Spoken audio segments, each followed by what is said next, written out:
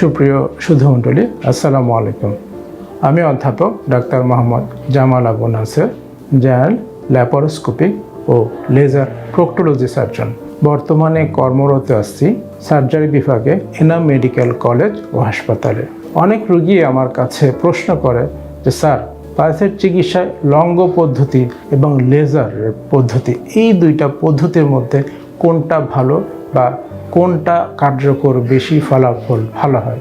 আমি বলবো লেজার পদ্ধতি কিভাবে চিকিৎসা করা সে সম্পর্কে এর আগের ভিডিওতে আমি আলোচনা করেছি।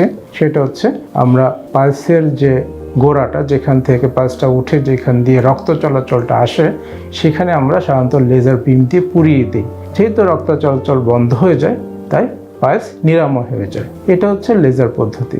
আর লঙ্গ পদ্ধতি, যেটাকে বলা হয় স্টেপেল হেমোরোডোপেক্সি, এই পদ্ধতিতে সাধারণত পালস কাটা হয় না। পালসের উপরে যেখান থেকে রক্ত চলাচলের শিরাগুলো আসে, যে লেবেল বা যে আবরণের নিচ দিয়ে, এখানে একটা আবরণ থাকে যার ভেতর দিয়ে এই রক্ত নালীগুলো চলে আসে।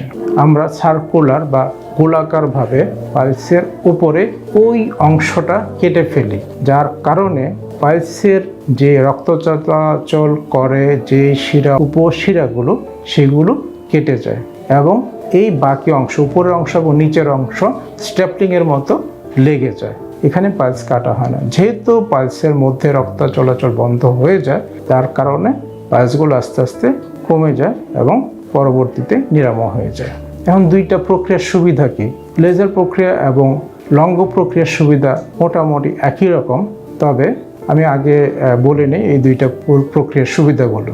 এক নম্বর হচ্ছে, এখানে লেজার প্রক্রিয়ার মধ্যে কাটতে হয় না, শুধুমাত্র একটা ছিদ্র করেই প্রক্রিয়াটা সম্পন্ন করা যায়। আর লঙ্গ প্রক্রিয়ায় কাটতে হয়। লেজার প্রক্রিয়া রক্তক্ষরণ নাই বললেই চলে, কিন্তু লঙ্গ প্রক্রিয়ায় একটু রক্তক্ষরণ হয়। দুইটাই কিন্তু ব্যথামুক্ত পদ্ধতি। অপারেশনের পরে দুই পদ্ধতিই ব্যথা কম হয়, তবে লেজারে তুলনামূলকভাবে ব্যথাটা কম হয়। দুই পদ্ধতি হাসপাতালে অবস্থান কম সময় করতে হয়। দুই পদ্ধতিতেই রোগী দ্রুত বাড়ি ফিরে যেতে পারে।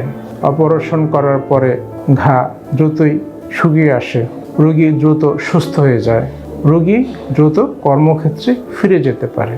তাহলে দেখা যাচ্ছে দুইটি প্রক্রিয়াই কিন্তু অত্যন্ত কার্যকরী পদ্ধতি, তবে লেজার প্রক্রিয়ায় তুলনামূলকভাবে ব্যথাটা একটু কম হয়। এছাড়া আর তেমন কোনো পার্থক্য এই দুই প্রক্রিয়ায় নাই। তবে একটা জিনিস আপনাদের অবশ্যই মনে রাখতে হবে, সেটা হচ্ছে লেজার দিয়েই করেন বা লঙ্গ পদ্ধতিতেই করেন, এর আগে অবশ্যই আমাদের ভালোভাবে রোগ নির্ণয় করে নিতে হবে যে এটা কোন ডিগ্রির পালস। সাধারণত লেজার এবং লঙ্গ পদ্ধতি দ্বিতীয় ডিগ্রি, বিশেষ করে তৃতীয় ডিগ্রি পালসের ক্ষেত্রেই প্রযোজ্য। তৃতীয় ডিগ্রি কি?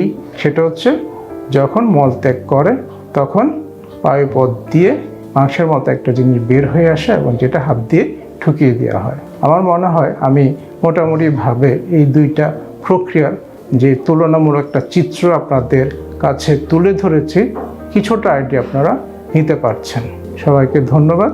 অনুরোধ থাকবে যথাসময়ে ডাক্তারের শরণাপন্ন হবেন এবং উপযুক্ত প্রক্রিয়া ওই পালসের চিকিৎসার জন্য বাছাই করে নিয়ে চিকিৎসকের পরামর্শ অনুযায়ী চিকিৎসাটা করে নেবেন।